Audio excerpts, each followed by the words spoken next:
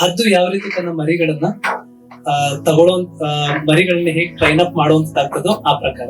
Okay, ಇದು ಹೇಗೆ ಅಂತ ಅಂದ್ರೆ ಪ್ರತಿಯೊಬ್ಬರಿಗೂ ನಿಮ್ಗೆಲ್ಲರಿಗೂ ಗೊತ್ತಿದೆ, ಹದ್ದುನ ದೇವ್ರು ಉಂಟು ಮಾಡಿದ್ದು ಆಕಾಶದಲ್ಲಿ ಹಾರಾಡೋದಕ್ಕೋ ಅಥವಾ ಕೇವಲ ಒಂದು ಏನು ನೆಸ್ಟ್ ಅಂತಂದ್ರೆ ಗೂಡಿನಲ್ಲಿ ಇರೋದಕ್ಕೋ, ಆಕಾಶದಲ್ಲಿ ಹಾರಾಡೋದಕ್ಕೆ.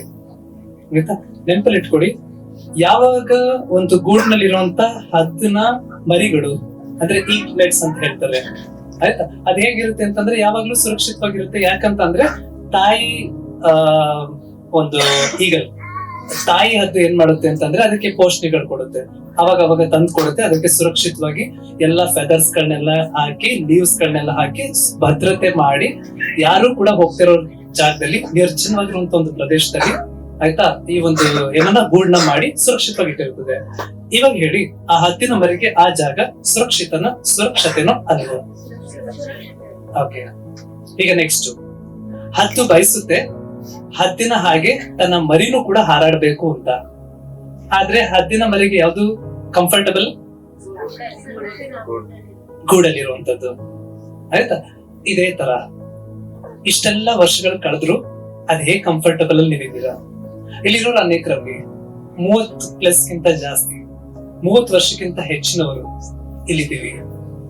ಇನ್ನು ಕೂಡ ಬೇರೆಯವ್ರ ಮೇಲೆ ಡಿಪೆಂಡ್ ಆಗಿದ್ದೀವಿ. ಇನ್ನು ಕೂಡ ನಾವು ನಮ್ ಕಂಫರ್ಟಬಲ್ ಝೋನ್ ಅಲ್ಲಿ, ನೆಸ್ಟ್ ಅಲ್ಲಿ, ಒಂದು ಗೂಡ್ನಲ್ಲೇ ಇರುವಂತವ್ರಾಗಿದ್ದೀವಿ. ಇನ್ನು ಆಚೆಗೆ ಬಂದಿಲ್ಲ. ನಿಮ್ನ ದೇವ್ರು ಉಂಟು ಮಾಡಿದ್ದು ಆಕಾಶದಲ್ಲಿ ಹಾರಾಡ್ಬೇಕು ಹೊರತು ಗೂಡ್ನಲ್ಲಿ ಇರುವಂತದಲ್ಲ. ಇವತ್ತು ನೀವು ಕೇಳುವಂತ ಒಂದು ಸಂದೇಶ, ಹೊಸ ಒಂದು ಕಾಲಕ್ಕೆ ನೀವು ಹೆಜ್ಜೆಡುವಂತ ಒಂದು ವಿಚಾರ.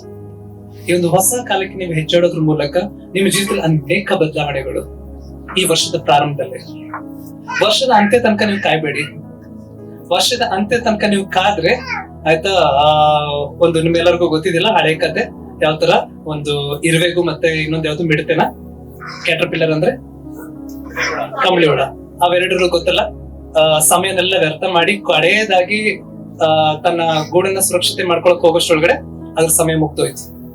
ಇದು ಯಾವ ರೀತಿ ಅಂತ ಅಂದ್ರೆ, ನೀರಿನಲ್ಲಿರುವಂತ ಒಂದು ಕಪ್ಪೆಗೆ ನೀವೆಲ್ಲರೂ ಒಂದು ಏನೋ ಗ್ಯಾಸ್ ಸ್ಟವ್ ತಗೊಂಡು ಒಂದು ತಪ್ಪಲೆನ ಇಟ್ಟು ಅದ್ರೊಳಗೆ ನೀರಿಟ್ಟು ಅದ್ರಲ್ಲಿ ನೀವೇನೋ ಕಪ್ಪೆನ ಬಿಟ್ರೆ ಅದಕ್ಕೆ 2 ಡಿಗ್ರಿ ಅಂತ ಇನ್ಕ್ರೀಸ್ ಮಾಡ್ಕೊಂಡು ಹೋಗಿ, ಆಗ ಕಪ್ಪೆ ಏನ್ ಮಾಡುತ್ತೆ ಅಂತಂದ್ರೆ ಎಲ್ಲಿ ತನಕ ಅದ್ರಿಂದ ಸಾಧ್ಯ ಆಗುತ್ತೋ ಅಲ್ಲಿ ತನಕ ಅದ್ರೊಳಗಡೆನೆ ಇರುತ್ತೆ, ಹಾರಲ್ಲ ಆಚೆಗೆ.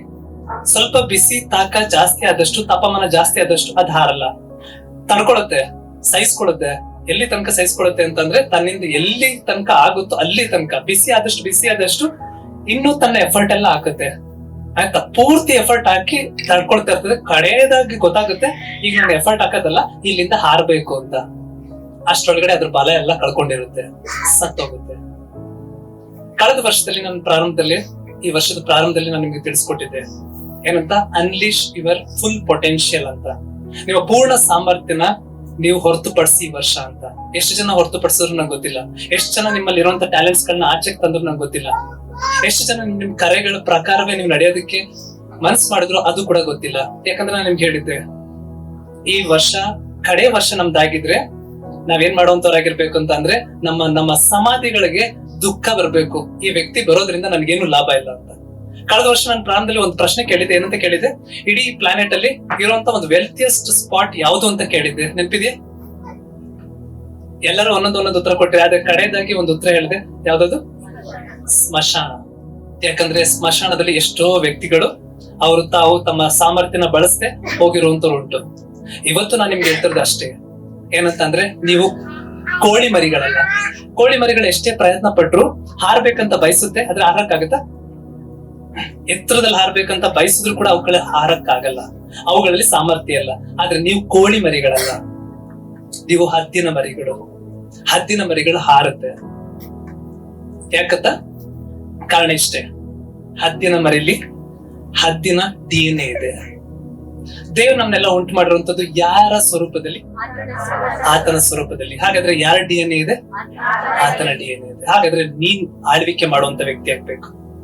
ನಿನ್ನ ಜೀವಿತದ ಪ್ರತಿಯೊಂದೊಂದು ಭಾಗದಲ್ಲೂ ಕೂಡ ವಿಕ್ಟೋರಿಯಸ್ ಅಂದ್ರೆ ಜಯೋತ್ಸವದಲ್ಲಿ ನಡೆಯುವಂತ ವ್ಯಕ್ತಿ ನೀನ್ ಆಗ್ಬೇಕು. ಆದ್ರೆ ನಾವ್ ಇನ್ನೂ ಕೂಡ ಅನೇಕ ವಿಚಾರಗಳಲ್ಲಿ ಗುಲಾಮರಾಗಿದ್ದೀವಿ. ಅದಕ್ಕೋಸ್ಕರನೇ ನಾವು ಪಶ್ಚಾತ್ತಾಪದ ಪ್ರಯಾಣ ಮಾಡ್ತಾನೆ ಇರ್ತೀವಿ. ಒಪ್ಕೋತೀರಾ? ಬಟ್ ಆದ್ರೆ ಒಂದು ನಿರ್ಧಾರ ಮಾಡಿ, ಈ ರೀತಿ ಕಡೆ ಸಮಯದಲ್ಲಿ ವರ್ಷದ ಅಂತ್ಯಕ್ಕೆ ಬಂದಾಗ ಗೋಳಾಡೋದು, ಕಣ್ಣೀರಿಡುವಂಥದ್ದು, ಖಂಡನೆಗೆ ಒಳಗಾಗುವಂಥದ್ದು ಇದಕ್ಕೋಸ್ಕರ ದೇವ್ರು ಕರೆದಿದ್ದಲ್ಲ. ಈ ವರ್ಷನ ಮುಗಿಸುವಂತ ಸಮಯದಲ್ಲಿ ಖುಷಿಯಿಂದ ಸಂತೋಷವಾಗಿ ಕರ್ತನೆ ನೀನ್ ಕೊಟ್ಟಂತ ಓಟನ ಮುಗಿಸಿದೀನಿ ಅಂತ ಪೌಲ ಹೇಳ್ತಾನೆ, ಆ ತರ ಹೇಳಿ ನಾವು ಮುಂದೆ ಹೋಗ್ಬೇಕು. ಪ್ರತಿ ಪರೀಕ್ಷೆ ನಮ್ಗೆ ಸೋಲ್ ತರುವಂತದಲ್ಲ, ಪ್ರತಿ ಪರೀಕ್ಷೆ ನಮ್ನ ಪ್ರಮೋಟ್ ಮಾಡುವಂತದಾಗಿರ್ಬೇಕು. ಪರೀಕ್ಷೆ ಬಂತಲ್ಲ ಅಂತ ಭಯದಿಂದ ಪರೀಕ್ಷೆನ ಎದುರಿಸ್ತಾನೆ ಬಚ್ಚಿಟ್ಕೊಳ್ಳುವಂತವ್ರು ನಾವ್ ಆಗ್ಬಾರ್ದು. ನಿಮ್ಗೆ ಗೊತ್ತಾ, ಅನೇಕ ಜನಗಳು ಎಲ್ಲಿ ಕರ್ದ್ಬಿಡ್ತಾರೆ ಅಂತ ಬಚ್ಚಿಟ್ಕೊಳ್ಳೋರಾಗಿರ್ತಾರೆ, ಮೂಲೆಗಳಲ್ಲಿ, ಮರೆಗಳಲ್ಲಿ, ಆಯ್ತಾ. ಇನ್ ಅನೇಕರು ಬಾಯು ತೆರೆಯಲ್ಲ, ಯಾಕೆ ಎಲ್ಲರ ಮುಂದೆ ಅವಮಾನ ಆಗುತ್ತೆ ಅಂತ. ನೀನ್ ಎಲ್ಲಿ ತನಕ ಸಣ್ಣ ಪುಟ್ಟ ಇರುವಂತ ಒಂದು ಅವಮಾನನ ಎದುರಿಸಕ್ಕೆ ಆಗ್ತಿರುವಂತ ವ್ಯಕ್ತಿ ನೀನ್ ಆಗ್ತೀಯೋ ಅರ್ಥ ಮಾಡ್ಕೊಳ್ಳಿ. ನೀವು ಎತ್ತರವಾಗಿರುವಂತ ಸ್ಥಳಕ್ಕೆ ಹಾರಕ್ ನಿಮ್ ಕೈಲಾಗಲ್ಲ. ಯಾಕಂತಂದ್ರೆ ಹದ್ದಿನ ಮರಿ ಪ್ರಯತ್ನ ಪಡೋ ತರ ಹದ್ದು ತಾನೇ ಎತ್ತರದ ಪ್ರದೇಶಕ್ಕೆ ತಗೊಂಡೋಗಿ ತಳ್ಳುತ್ತೆ, ಬಿಸಾಕತ್ತೆ. ಆವಾಗ ಅನ್ಕೊಳುತ್ತೆ ಹದ್ದಿನ ಮರಿ ಏನಂತ ಅನ್ಕೊಳುತ್ತೆ ಅಂತಂದ್ರೆ, mom you don't have love upon me ಅಂತ. ಅಮ್ಮ ನೀನ್ ನನ್ಗೆ ನನ್ ಕಂಡ್ರೆ ನಿನ್ ಪ್ರೀತಿ ಇಲ್ವಾ, ಯಾಕೆ ನನ್ನ ಎಸಿತಿದ್ಯಲ್ಲ, ನೀನ್ ಗೊತ್ತು ತಾನೇ ನನ್ ಕೈ ಹಾರಕ್ಕಾಗಲ್ಲ ಅಂತ, ಆದ್ರೂ ನೀನ್ ಯಾಕೆ ನನ್ಗೆ ಈ ತರ ಕ್ರೂರವಾಗಿ ನಡ್ಕೊಳ್ತಿದ್ಯಲ್ಲ ಅಂತ. ಈಗ ನಾನು ನಿಮ್ಗೆ ಕೇಳ್ತೀನಿ, ಆ ಹದ್ದಿನ ಮರಿ ಮೇಲೆ ಏನಾದ್ರೂ ಕೂಡ ಕೋಪ ಇದೆಯಾ, ದ್ವೇಷ ಇದೆಯಾ? ಆದ್ರೆ ಹದ್ದು ಏನಂತ ಬಯಸುತ್ತೆ ಅಂದ್ರೆ, ನನ್ನ ಒಂದು ಮಗು ನನ್ ಹಾಗೇನೆ ಎತ್ತರದಲ್ಲಿ ಆರ್ಬೇಕಂತ. ಪ್ರತಿ ವರ್ಷನೂ ಕೂಡ ದೇವ್ರಿಗೆ ಇದನ್ನೇ ಬಯಸ್ತಿದ್ರೆ, ಏನಂತ ಬಯಸ್ತಾರೆ ಅಂದ್ರೆ, ನನ್ನ ಮಗ ನನ್ ಹಾಗಿರ್ಬೇಕು ಅಂತ. ನೀವೆಲ್ಲ ನಿರ್ಧಾರ ಮಾಡಿದ್ರ, ಏನಂತ ನಿರ್ಧಾರ ಮಾಡಿದ್ರ ಅಂತಂದ್ರೆ, ಆತನ ಸ್ವರೂಪದಲ್ಲಿ ನಾವ್ ಇರ್ಬೇಕು ಅನ್ನೋದಾಗಿ. ಆದ್ರೂ ನಿಮ್ಮ ಕೃತ್ಯಗಳು ಅದನ್ನ ತಿಳಿಸ್ತಾ ಇಲ್ಲ. ಯೇಸು ಕ್ರಿಸ್ತನ ಒಂದ್ ಮಾತು ಹೇಳ್ತಾನೆ, ನನ್ನ ನೀವು ನಂಬಲಿಲ್ಲ ಅಂದ್ರೂ ಕೂಡ ನನ್ನ ಕೃತ್ಯಗಳನ್ನ ನೋಡಿ ನೀವು ನಂಬೋದು ಅಂತ. ಹೌದಾನೆ? ನಮ್ ಕೃತ್ಯಗಳದನ್ನ ಹೇಳ್ತಾ ಇಲ್ಲ, ನಮ್ಮ ಆಲೋಚನೆಗಳು ಅದನ್ನ ಹೇಳ್ತಾ ಇಲ್ಲ. ಇಷ್ಟೆಲ್ಲ ನಾವಿಲ್ಲಿದ್ರು ಅನೇಕ ಆಲೋಚನೆ ಇನ್ನೂ ಕೂಡ ಶುದ್ಧವಾಗಿಲ್ಲ, ಇನ್ನೂ ಕೂಡ ನವೀಕರಿಸಲ್ಪಟ್ಟಿಲ್ಲ. ಇದೆಲ್ಲ ನಮ್ ಜೀವನ. ಇವತ್ತು ನಾವು ಬದಲಾಗೋತರಾಗಿರ್ಬೇಕು. ಹೊಸ ಕಾಲಕ್ಕೆ ನಾವ್ ಹೆಜ್ಜೆ ಇಡ್ತಾ ಇದೀವಿ. ಆ ಹೊಸ ಕಾಲದ ಕೆಲವೊಂದು ಸೂಚನೆಗಳನ್ನ ನಾನು ನಿಮ್ಗೆ ಹೇಳ್ತೀನಿ. ಅನೇಕರು ಈಗ ನಾನು ಹೇಳುವಂತ ವಿಚಾರಗಳಲ್ಲಿ ಅನೇಕರು ಆಲ್ರೆಡಿ ಇವಾಗ ನೀವು ಹೆಜ್ಜೆ ಇಟ್ಟಿದ್ದೀರಾ, ಅನೇಕರು ಹೆಜ್ಜೆ ಇಡೋದ್ರಲ್ಲಿ ಇದ್ದೀರಾ. ಅನೇಕರು ಹೊಸ ವರ್ಷದ ಒಂದು ಹೆಜ್ಜೆ ಯಾವ ಮಟ್ಟದಲ್ಲಿ ಇಡ್ತೀರಾ ಅಂದ್ರೆ ಮಹಿಮೆಕರವಾಗಿ ಇಡ್ತೀರಾ. ಇವತ್ತು ನೀವು ನಿರ್ಧಾರ ಮಾಡಿ. ಯಾರು ಇನ್ನೂ ಡಿಸೈಡ್ ಮಾಡಿಲ್ದಿರೋರಾಗಿದ್ರೆ ಆಯ್ತಾ, ನೀವ್ ಇನ್ನು ಕ್ರೈಸ್ತರೇ ಅಲ್ಲ ಅಂತ ಅನ್ಕೊಳ್ಳಿ. ಯಾಕಂದ್ರೆ ಕ್ರೈಸ್ತನ ಜೀವಿತ ಹೇಗಿರುತ್ತೆ ಅಂದ್ರೆ ಪ್ರತಿದಿನ ಕೂಡ ಕ್ರಿಸ್ತನ್ ಹಾಗೆ ಆಗುವಂತದ್ದಾಗಿರ್ತದೆ. ಇಲ್ಲ ಅದೇ ಸ್ಥಾನದಲ್ಲಿ ಇದ್ರೆ ನಿಂತ ನೀರ್ ತರ ನೀವಿರ್ತೀರ, ಇಲ್ಲ ಜೀವ ಬುಕ್ಕೆ ನಿಮ್ ಒಳಗಡೆ ಇಟ್ಟಿದ್ದಾನೆ ಅಂತ.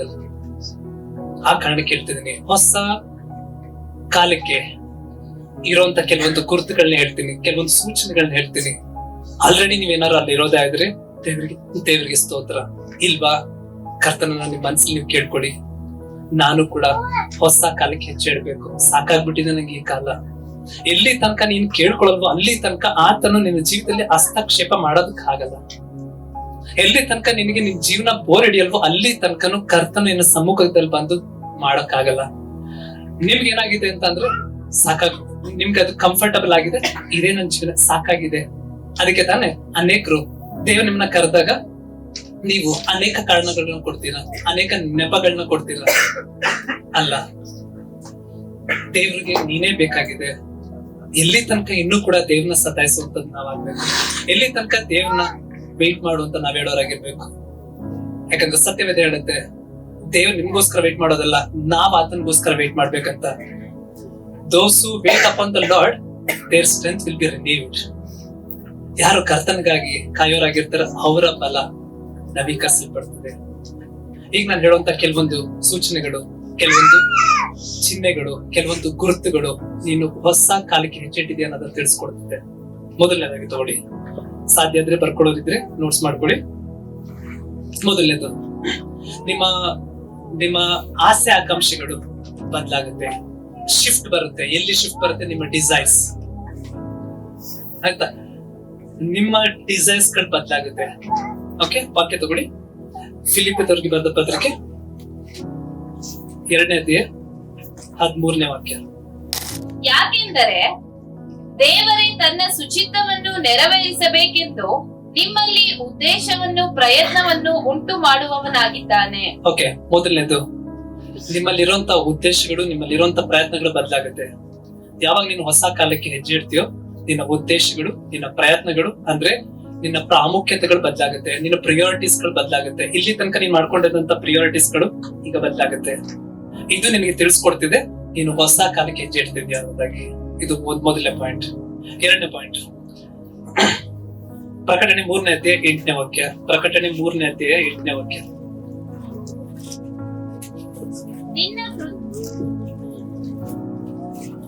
ನಿನ್ನ ಕೃತ್ಯಗಳನ್ನು ಬಲ್ಲೆನು, ನಿನಗಿರುವ ಶಕ್ತಿ ಕೊಂಚವಾಗಿದ್ದರೂ ನೀನು ನನಗೆ ಸೇರಿದವನಲ್ಲವೆಂದು ಹೇಳದೆ ನನ್ನ ವಾಕ್ಯವನ್ನು ಕಾಪಾಡಿದ್ದರಿಂದ ಇಗೋ ನಿನ್ನೆದುರಿನಲ್ಲಿ ಒಂದು ಬಾಗಿಲನ್ನು ತೆರೆದಿಟ್ಟಿದ್ದೇನೆ, ಯಾರು ಅದನ್ನು ಮುಚ್ಚಲಾರರು. ನಿಮ್ಮ ಎದುರು ಬಾಗಿಲನ್ನ ತೆರೆದಿಟ್ಟಿದ್ದೇನೆ, ಯಾರು ಮುಚ್ಚಲಾರರು. ಓಕೆ, ಹಳೆ ಬಾಗಿಲು ಮುಚ್ಚಲ್ಪಡುತ್ತೆ, ಹೊಸ ಬಾಗಿಲು ತೆರೆಯಲ್ಪಡುತ್ತೆ. ಹಳೆ ಅವಕಾಶಗಳು ಫೇಡ್ ಅಂದ್ರೆ ಮಾಸಿ ಹೋಗುತ್ತೆ, ಆದ್ರೆ ಹೊಸ ಬಾಗಿಲು ನಿನಗೋಸ್ಕರ ತೆರೆಯಲ್ಪಡುತ್ತದೆ.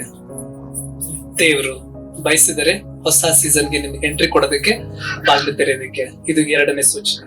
ಮೂರನೇದು 1 ಕೊರಿಂಥ 16ನೇ ಅಧ್ಯಾಯ 9ನೇ ವಾಕ್ಯ. ಯಾಕೆಂದರೆ ಕಾರ್ಯಕ್ಕೆ ಅನುಕೂಲವಾದ ಮಹಾ ಸಂದರ್ಭವು ನನಗುಂಟು ಮತ್ತು ವಿರೋಧಿಗಳು ಬಹಳ ಮಂದಿ ಇದ್ದಾರೆ. ಮತ್ತು ವಿರೋಧಿಗಳು ಬಹು ಮಂದಿ ಇದ್ದಾರೆ ಅಂತ ಹೇಳ್ತಾರೆ. ಇದ್ದಕ್ಕಿದ್ದಂಗೆ ನಿಮ್ಗೆ ಅಸಾಮಾನ್ಯವಾಗಿ ವಿರೋಧಗಳು ಹೆಚ್ಚಾಗ್ತಾ ಇರುತ್ತೆ. ನಿಮ್ಗೆ ಅನ್ಸುತ್ತೆ, ಯಾಕೆ ನಾನು ಏನು ಮಾಡೇ ಇಲ್ಲ, ಆದ್ರೂ ಕಡೆ ನನ್ಗೆ ಯಾಕೆ ವಿರೋಧಗಳು ಬರ್ತಿದೆ ಅಂತ. ಆಗ ಅರ್ಥ ಮಾಡ್ಕೊಳ್ಳಿ, ನೀನು ಹೊಸ ಕಾಲಕ್ಕೆ ಹೆಜ್ಜೆ ಇಡ್ತಿದೀಯ. ಇದು 3ನೇದು. 4ನೇದು, ಧರ್ಮೋಪದೇಶ ಕಂಡ 1ನೇ ಅಧ್ಯಾಯ 6 ಮತ್ತು 7. ಧರ್ಮೋಪದೇಶ ಕಂಡ 1ನೇ ಅಧ್ಯಾಯ 6 ಮತ್ತು 7. ಓರೀಬಿನಲ್ಲಿ ನಮ್ಮ ದೇವರಾದ ಯೆಹೋವನು ನಮಗೆ, ನೀವು ಈ ಬೆಟ್ಟದ ಬಳಿಯಲ್ಲಿ ವಾಸಿಸಿದ್ದು ಸಾಕು, ಈಗ ಹಿಂತಿರುಗಿ ಅಮೋರಿಯರು ಇರುವ ಬೆಟ್ಟದ ಸೀಮೆಗೂ ಅದಕ್ಕೆ ಸೇರಿದ ಪ್ರದೇಶವೆಲ್ಲಕ್ಕೂ ಪ್ರಯಾಣ ಮಾಡಿರಿ. ಅವು ಯಾವವೆಂದರೆ ತಗ್ಗಾದ ಪ್ರದೇಶ, ಬೆಟ್ಟದ ಮೇಲಿನ ಪ್ರದೇಶ, ಇಳಕಲ್ಲಿನ ಪ್ರದೇಶ, ದಕ್ಷಿಣ ಸೀಮೆ, ಸಮುದ್ರ ತೀರ ಎಂಬ ನಾಡುಗಳನ್ನು ಒಳಗೊಂಡಿರುವ ಕಾನಾನ್ಯರ ದೇಶ, ಲೆಬನೋನ್ ಪರ್ವತ ಮತ್ತು ಯುಪ್ರಟೀಸ್ ಎಂಬ ಮಹಾನದಿಯವರೆಗೆ ವಿಸ್ತರಿಸಿಕೊಂಡಿರುವ ಪ್ರದೇಶ ಇವುಗಳೇ. ಸಾಕು. ನಿಮ್ಗೆ ಇದ್ದಕ್ಕಿದ್ದಂಗೆ ನೀವು ಇರುವಂತ ಜಾಗದಲ್ಲಿ ಏನೋ ವಿಶ್ರಾಂತಿ ಕಳ್ಕೊಂಡಂಗ ಆಗುತ್ತೆ. ಈ ಜಾಗ ಬಿಟ್ಟು ಹೋಗ್ಬೇಕು ಅಂತ ನಿಮ್ಗೆ ಅನ್ಸುತ್ತೆ. ಅರ್ಥ ಮಾಡ್ಕೊಳ್ಳಿ, ಇಲ್ಲಿ ತನಕ ನೀವಿರುವಂತ ಒಂದು ಜಾಗ ಆಯ್ತಾ, ಆ ಜಾಗದಲ್ಲಿ ಸಾಕು. ಈ ಜಾಗ ದೇವ್ರೇ ಕರೀತಾರೆ ಆ ಜಾಗದಿಂದ ಆಚೆ ಬರೋದಕ್ಕೆ. ನಿಮ್ಗೆ ಗೊತ್ತಾ, ಒಂದು ಪಾರಿವಾಳ ಅದು ಕೊಳಚೆ ಇರುವಂತ ಪ್ರದೇಶದಲ್ಲಿ ಕಾಲಿಡಲ್ಲ, ಹೌದಾ ಇಲ್ಲ? ಶುದ್ಧವಾಗಿರುವಂತ ಜಾಗದಲ್ಲಿ ಇಡಕ್ಕೆ ಬಯಸುತ್ತೆ. ನೀವಿರುವಂತ ಜಾಗ ಸುತ್ತಮುತ್ತ ಕೊಳಚೆ ಆಗ್ತಿದೆ ಅಂತ ಅಂದಾಗ್ಲೇ ಒಂದು ಸೂಚನೆ ಬರುತ್ತೆ, ನೀನ್ ಅಲ್ಲಿಂದ ಆಚೆ ಬರ್ಬೇಕಂತ. ನಿನ್ನೊಳಗಡೆ ಏನೋ ಒಂಥರ ವಿಶ್ರಾಂತಿ ಕದಲಿಸುತ್ತೆ. ನಿನ್ನೊಳಗಡೆ ಇರುವಂತ ಆತ್ಮದಲ್ಲಿ ಒಂದು ಕಲುಕುವಿಕೆ ಆಗುತ್ತೆ. ಆ ಕಲುಕುವಿಕೆ ಆದಾಗ ಏನೋ ಕಸಿ ಬಿಸಿ ಆಗ್ತಾ ಇರುತ್ತೆ ನಿಮ್ಗೆ, ಅಲ್ಲಿಂದ ಆಚೆಗೆ ಬರ್ಬೇಕಂತ. ಇದು ಎಷ್ಟನೇ ಪಾಯಿಂಟ್? 4ನೇದು. 5ನೇದು, ರೂತಳು 1ನೇ ಅಧ್ಯಾಯ 16ನೇ ವಾಕ್ಯ. ರೂತಳು 1ನೇ ಅಧ್ಯಾಯ 16ನೇ ವಾಕ್ಯ.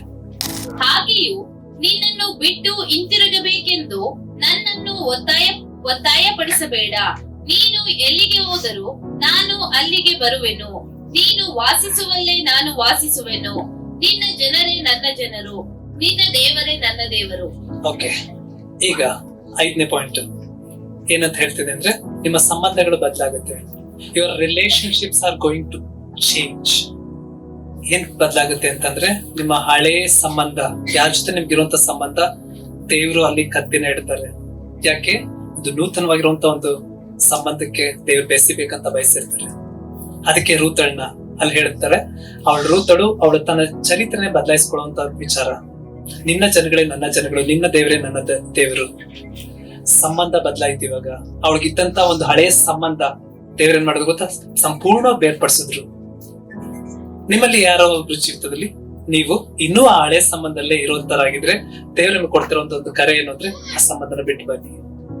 ಎಲ್ಲಿ ತನಕ ನೀವು ಹಳೆ ಸಂಬಂಧನ ಬಿಡೋದು, ಅಲ್ಲಿ ತನಕ ಒಂದು ವಿಶೇಷವಾಗಿರುವಂತ ಉನ್ನತವಾಗಿರುವಂತ ಒಂದು ಸಂಬಂಧಕ್ಕೆ ನೀವು ಹೋಗಕ್ಕಾಗಲ್ಲ. ಇದು 5ನೇ ಸೂಚನೆ. ಓಕೆ, 6ನೇದು, ಲೂಕನು ಬರೆದ ಸುವಾರ್ತೆ ಪುಸ್ತಕ 16ನೇ ಅಧ್ಯಾಯ 10ನೇ ವಾಕ್ಯ. 16ನೇ ಅಧ್ಯಾಯ 10ನೇ ವಾಕ್ಯ. ಸ್ವಲ್ಪವಾದದ್ದರಲ್ಲಿ ನಂಬಿಗಸ್ತನಾದವನು ಬಹಳವಾದದ್ದರಲ್ಲಿಯೂ ನಂಬಿಗಸ್ತನಾಗುವನು. ಸ್ವಲ್ಪವಾದದಲ್ಲಿ ನಂಬಿಗಸ್ತನಾಗಿರೋನು ಬಹಳವಾದರಲ್ಲೂ ಕೂಡ ನಂಬಿಗಸ್ತನಾಗಿರ್ತಾನೆ. ದೇವನು ಏನ್ ಬಯಸ್ತಿದ್ರೆ ಗೊತ್ತಾ? ನಿಮ್ಮ ರೆಸ್ಪಾನ್ಸಿಬಿಲಿಟೀಸ್, ನಿಮ್ಮ ಜವಾಬ್ದಾರಿಗಳನ್ನ ಆತನು ಹೆಚ್ಚು ಪಡಿಸೋನಾಗಿರ್ತಾನೆ. ಹೇಗೆ ಅಂತಂದ್ರೆ, ಯಾಫೇತನಿಗೆ ದೇವರು ಒಂದು ಆಶೀರ್ವಾದ ಮಾಡ್ತಾರೆ, ನಿನ್ನ ಗುಡಾರಗಳನ್ನ ನಾನು ವಿಸ್ತರಿಸ್ತೀನಿ ಅಂತ. ನಿನ್ನ ಜವಾಬ್ದಾರಿಗಳು ವಿಸ್ತರಿಸಲ್ಪಡುತ್ತದೆ. ಇದ್ದಕ್ಕಿದ್ದಂಗೆ ನಿನ್ನ ಜವಾಬ್ದಾರಿ ಜಾಸ್ತಿ ಆಗುತ್ತೆ. ಹೇಗ್ ಜಾಸ್ತಿ ಆಗುತ್ತೆ ಅಂತಂದ್ರೆ, ನೀನು ಮನೆ ಕೆಲಸಗಳಲ್ಲಿ ಕೆಲವೊಂದು ವಿಚಾರಗಳಲ್ಲಿ ಆಯ್ತಾ, ನಿನ್ ಮನೆಯಲ್ಲಿ ನಿನ್ ಮಗುಗೆ ಫೀಸ್ ಕಟ್ಟುವಂತ ವಿಚಾರ ಆಗ್ಲಿ, ಒಂದು ಸ್ಕೂಲಿಂದ ಇನ್ನೊಂದು ಸ್ಕೂಲ್ಗೆ ಆದಾಗ ನಿನ್ನ ಜವಾಬ್ದಾರಿ ಹೆಚ್ಚಾಗುತ್ತೆ ಆಯ್ತಾ. ಇದಕ್ಕಿದ್ದಂಗೆ ನಿಮ್ ತಂದೆ ಅಥವಾ ತಾಯಿ ಯಾರೊಬ್ರು ಅಸ್ವಸ್ಥರಾಗ್ತಾರೆ, ಆಗ ನಿನ್ನ ಜವಾಬ್ದಾರಿ ಹೆಚ್ಚಾಗುತ್ತೆ ಆಯ್ತಾ. ಅವಾಗ ನೀವು ಅರ್ಥ ಮಾಡ್ಕೊಡಿ ಏನಂತ, ನೀವು ಒಂದು ಹೊಸ ಕಾಲಕ್ಕೆ ಹೆಜ್ಜೆ ಇಡ್ತಿದ್ದೀರ ಅಂತ. ಇದು 6ನೇ ಪಾಯಿಂಟ್. 7ನೇ ಪಾಯಿಂಟ್, ಕೀರ್ತನೆಗಳು 42ನೇ ಅಧ್ಯಾಯ 1ನೇ ವಾಕ್ಯ, 42:1. ದೇವರೇ, ಬಾಯಾರಿದ ಜಿಂಕೆಯು ನೀರಿನ ತೊರೆಗಳನ್ನು ಹೇಗೋ ಹಾಗೆಯೇ ನನ್ನ ಮನವು ನಿನ್ನನ್ನು ಬಯಸುತ್ತದೆ. ರಿನೀವ್ಡ್ ಹಂಗರ್ ಫಾರ್ ಗಾಡ್ ಅಂದ್ರೆ ದೇವರಿಗಾಗಿ ನಿಮ್ಗಿರುವಂತ ಒಂದು ತವಕ, ಹಸಿವು, ಇದರಲ್ಲಿ ಒಂದು ನವೀಕರಣ ಹೊಂದುವಂತದ್ದಾಗ್ತದೆ. ಹೇಗೆ ಯಾವ ರೀತಿ ಒಂದು ಜಿಂಕೆ ನೀರಿಗಾಗಿ ತವಕ ಪಡುತ್ತದೋ ಆ ಪ್ರಕಾರ ನಿಮ್ಮೊಬ್ಬೊಬ್ಬರಲ್ಲೂ ಇದಕ್ಕಿದ್ದಂಗೆ ದೇವ್ರ ಕುರಿತಾಗಿ ಏನಾದ್ರು ತಿಳ್ಕೊಬೇಕು, ಅರ್ತ್ಕೋಬೇಕು ಅನ್ನುವಂತ ಆಳವಾಗಿರುವಂತ ಒಂದು ತವಕ ಬರುತ್ತೆ ನಿಮ್ಗೆ. ಹಾಗೆ ನೀವು ಅರ್ಥ ಮಾಡ್ಕೊಡಿ, ಒಂದು ಹೊಸ ಕಾಲಕ್ಕೆ ಹೆಜ್ಜೆ ಇಟ್ಟಿದ್ದೀರ ಅನ್ನೋದಾಗಿ. ಇದು ಎಷ್ಟನೇ ಪಾಯಿಂಟ್? 7ನೇದು. 8ನೇ ತಗೊಳ್ಳಿ. ಫಿಲಿಪ್ಪಿದವರಿಗೆ ಬರೆದ ಪತ್ರಿಕೆ 4ನೇ ಅಧ್ಯಾಯ 7ನೇ ವಾಕ್ಯ. ಆಗ ಎಲ್ಲ ಗ್ರಹಿಕೆಯನ್ನು ಮೀರುವ ದೇವಶಾಂತಿಯು ನಿಮ್ಮ ಹೃದಯಗಳನ್ನು ಯೋಚನೆಗಳನ್ನು ಕ್ರಿಸ್ತ ಯೇಸುವಿನಲ್ಲಿ ಕಾಯುವುದು. ಅನಿಶ್ಚಿತತೆಗಳು, ಅನ್ಸರ್ಟೈನಿಟೀಸ್ ಅಂತ ಕರೀತಾರೆ. ಅನಿಶ್ಚಿತತೆಗಳು ಇದ್ದಂತ ಸಮಯದಲ್ಲಿ ದೈವ ಸಮಾಧಾನ ನಿಮ್ ಹೃದಯ ಆಳ್ವಿಕೆ ಮಾಡುತ್ತೆ. ಓಕೆ, ಆವಾಗ ನಿಮ್ಗೆ ಗೊತ್ತಾಗ್ಬೇಕು, ಈಗ ನೀನು ಹೊಸ ಕಾಲಕ್ಕೆ ಹೆಜ್ಜೆ ಇಟ್ಟಿದ್ಯಾ ಅನ್ನೋದಾಗಿ. ಸುತ್ತಮುತ್ತ ಎಲ್ಲ ಅನಿಶ್ಚಿತತೆಗಳಿದೆ, ಒಂಥರ ಡಿಫ್ರೆಂಟ್ ಆಗಿದೆ, ಯಾವ್ದು ನಿಮ್ ಹಿಡಿತದಲ್ಲಿಲ್ಲ.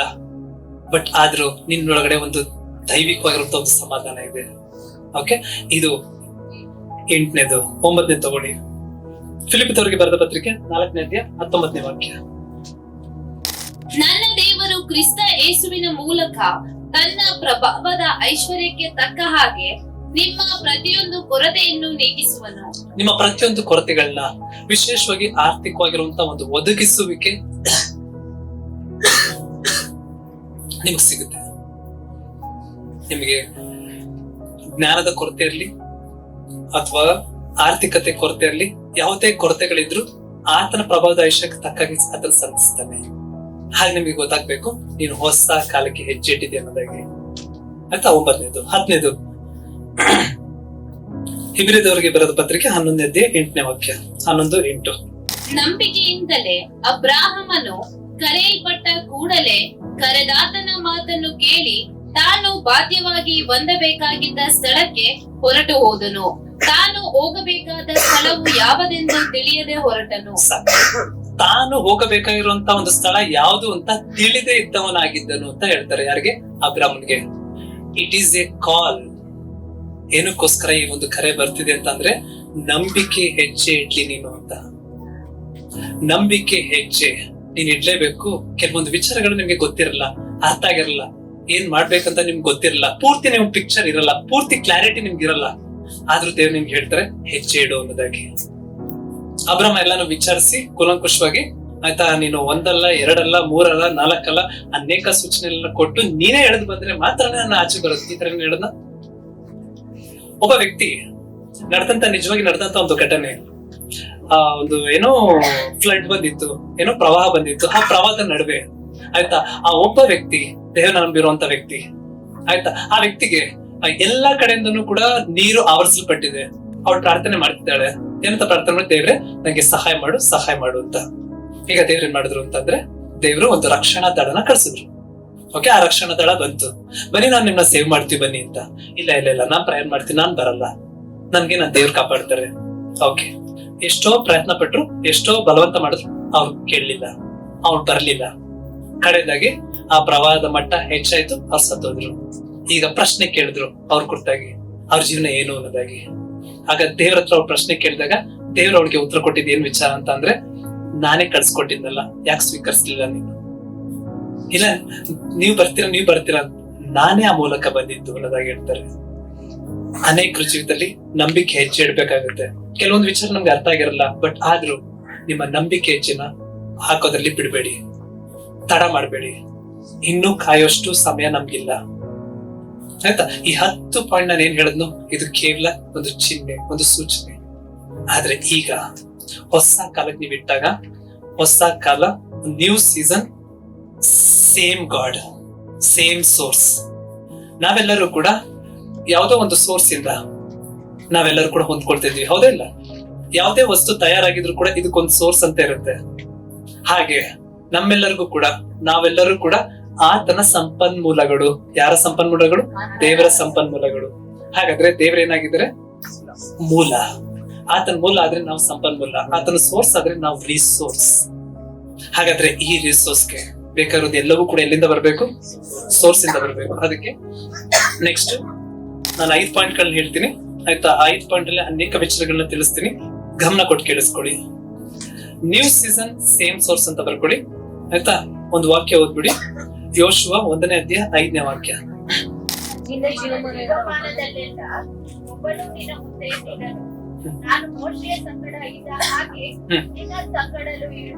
ನಾನು ಮೋಶೆಯ ಸಂಗಡನು ಇದ್ದ ಹಾಗೆ ನಿಮ್ಮ ಸಂಗಡನು ಇರುವೆನು ಅಂತ ಸತ್ಯವೇದ ಹೇಳುತ್ತಿದ್ದೆ. ಯಾರು ಹೇಳ್ತಿರೋದು ಈ ಮಾತನ್ನ? ದೇವ್ರು ಹೇಳ್ತಿರೋದು. ಅರ್ಥ ಮಾಡ್ಕೊಡಿ, ಈಗ ಕಾಲ ಬದಲಾಗಿದೆ, ಆದ್ರೆ ಮೂಲ ಬದಲಾಗಿಲ್ಲ.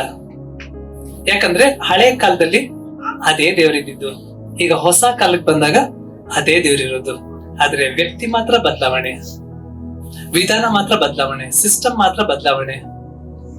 ನಿಮ್ಗೆ ಗೊತ್ತಿರ್ಬೇಕು, ಆ ಒಂದು ಮೋಶೆ ಸಮಯದಲ್ಲಿ, ಆ ಒಂದು ಅರಣ್ಯ ಪ್ರದೇಶದಲ್ಲಿ ಮನ್ನಾ ಕೊಡುವಂತವ್ರು ದೇವರಾಗಿದ್ರು, ಮನ್ನನ ಒದಗಿಸ್ಕೊಡುವಂತವ್ರು ದೇವರಾಗಿದ್ರು.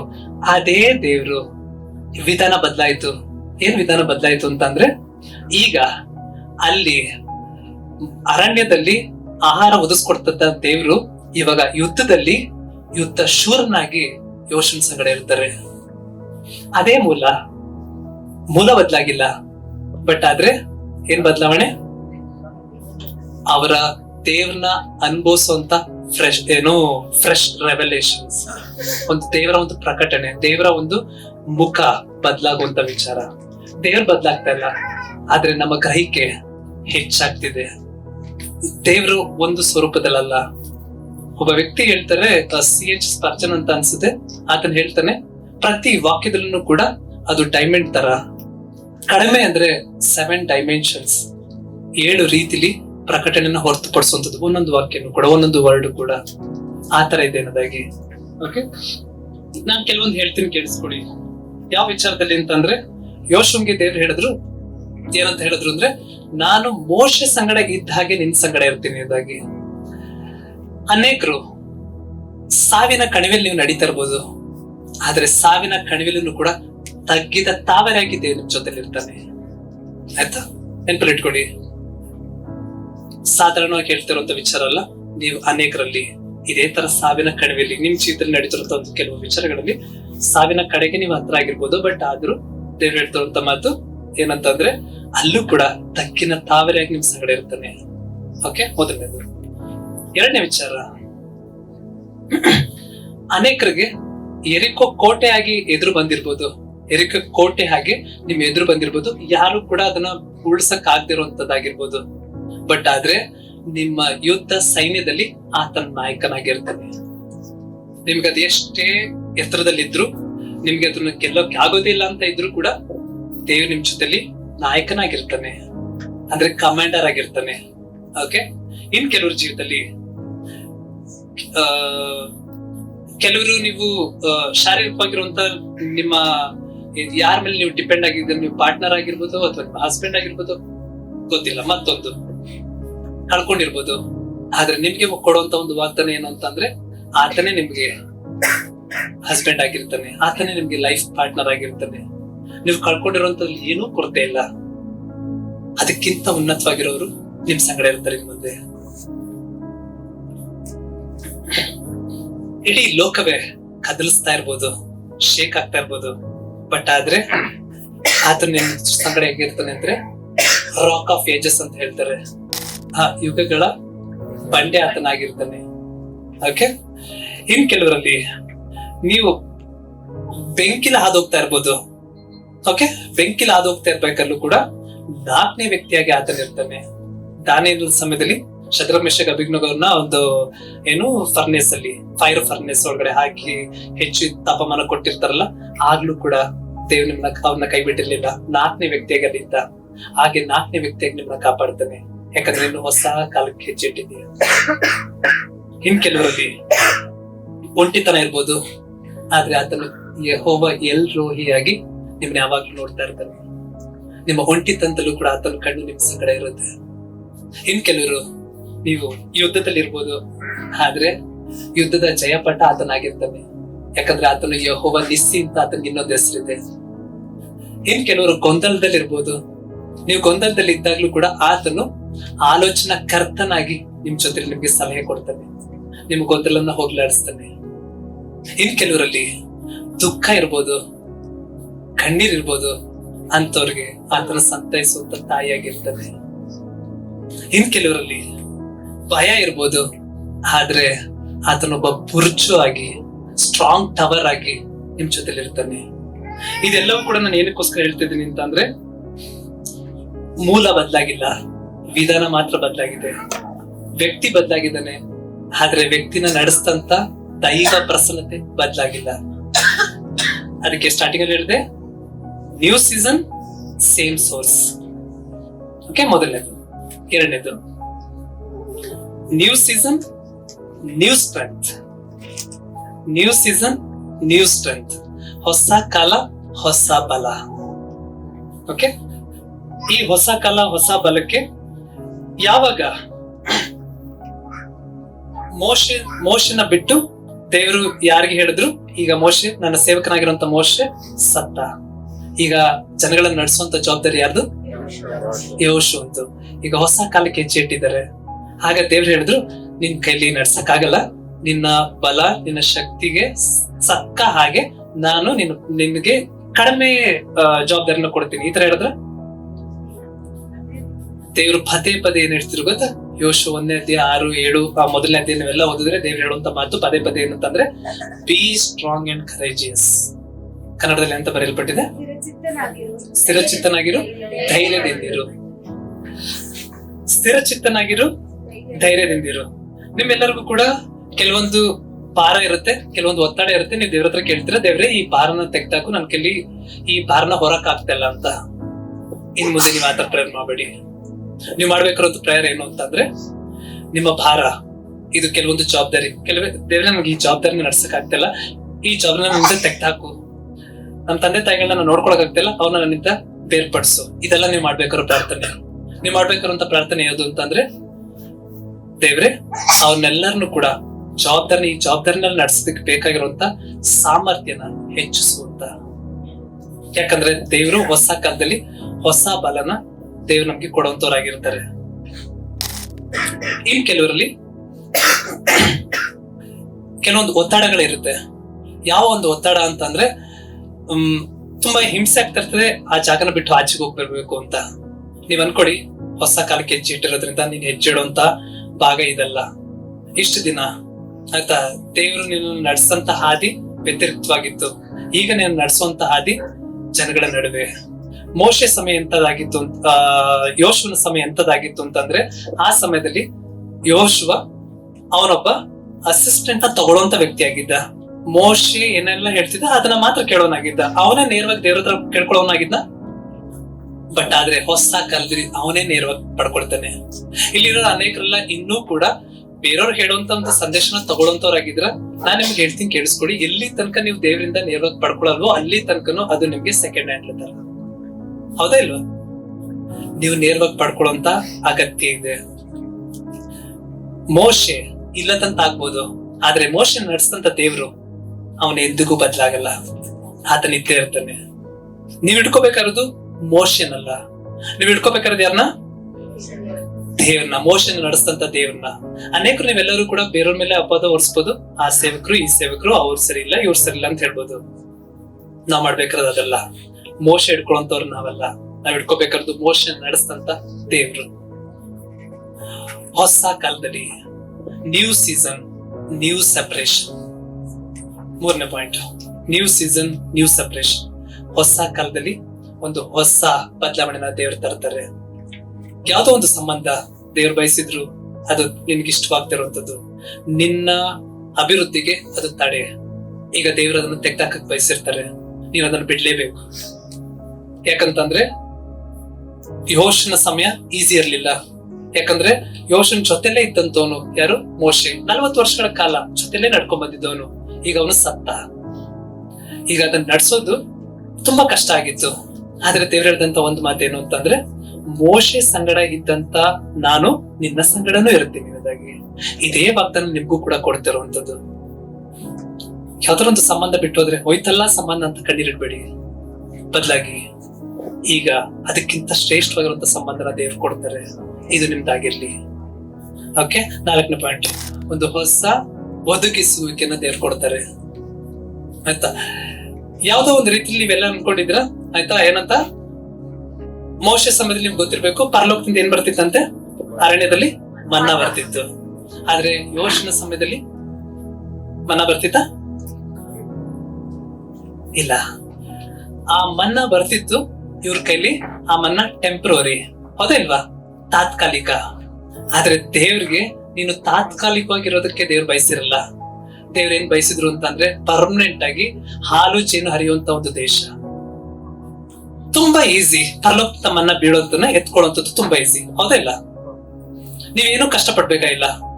ಅದಕ್ಕೆ ಸ್ಟಾರ್ಟಿಂಗ್ ಅಲ್ಲಿ ನೀವು ಪ್ರಾರ್ಥನೆ ಮಾಡಿದಾಗಲೆಲ್ಲ ದೇವ್ರು ತಟ್ ಅಂತ ನಿಮ್ಗೆ ಉತ್ತರ ಹೇಳ್ತಾರೆ, ಅಥವಾ ನೀವು ಮಾಡಿದ ಎಲ್ಲ ಪ್ರಾರ್ಥನೆ ನಿಮ್ಗೆ ಉತ್ತರ ಸಿಗುತ್ತೆ. ಬಟ್ ಆದ್ರೆ ಹೊಸ ಸೀಸನ್ ಏನಾಗಿರುತ್ತೆ ಅಂತಂದ್ರೆ, ನೀನು ಪ್ರಾರ್ಥನೆ ಮಾಡ್ಕೊಂಡು ಕೂತ್ಕೊಳ್ಳೋಂತವನಲ್ಲ, ಬೇರೆಯವ್ರಿಗೋಸ್ಕರ ನೀನ್ ಪ್ರಾರ್ಥನೆ ಮಾಡೋನಾಗಿರ್ತೀಯ. ಬೇರೆಯವ್ರ ಜೀವಿತದಲ್ಲಿ ಒಂದು ಪ್ರಭಾವ ಬೀರುವಂತ ವ್ಯಕ್ತಿ ನೀನಾಗ್ತೀಯ. ಇದು ಹೇಗೆ ಅಂತ ಅಂದ್ರೆ, ಹೊಸ ಕಾಲದಲ್ಲಿ ಈಗ ದೇವ್ರ ಪರಲೋಕದಿಂದ ಮನ್ನನ ಸುರ್ಸಲ್ಲ.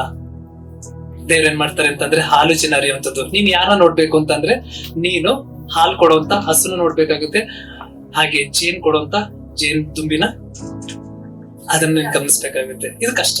ಇದು ಸ್ಟ್ರಾಟಜಿ. ಇದು ಒದಗಿಸುವಿಕೆಯ ಮತ್ತೊಂದು ವಿಧಾನ. ನೀವು ಹಳೆದನ್ನೇ ಇಟ್ಕೊಳ್ಳೋಗಿಲ್ಲ, ನೀವು ನವೀಕರಿಸಲ್ಪಡ್ಬೇಕು. ಮೊದಲು ಹಾರದಂತ ಎತ್ತರ ಅದೆಲ್ಲ ನಿಮ್ದು. ಅದಕ್ಕಿಂತ ಎತ್ತರದಲ್ಲಿ ಹಾರೋದಕ್ಕೆ ದೇವ್ರು ನಿಮ್ಗೆ ಸಾಮರ್ಥ್ಯ ಕೊಟ್ಟಿದ್ದಾರೆ. ಹೊಸ ಒದಗಿಸುವಿಕೆ ನಿಮಗ್ ಬರುವಂತದ್ದಾಗ್ತದೆ.